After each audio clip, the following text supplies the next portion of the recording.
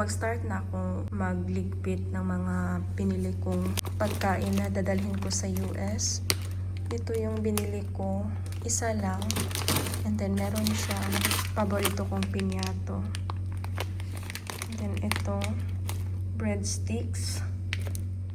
And then Cerelac, kasi gusto ko tong Cerelac kapag nahapdi yung tiyan ko. And then bumili ako ng maling. Ito, maling, corned beef, beef loaf, and then may isa pang corned beef.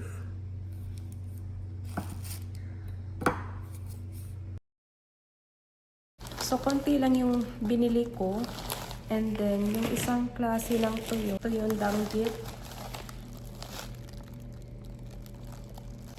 Hindi siya masyadong klaro sa video kasi meron pa siyang nakalagay na supot bago yung ziplock.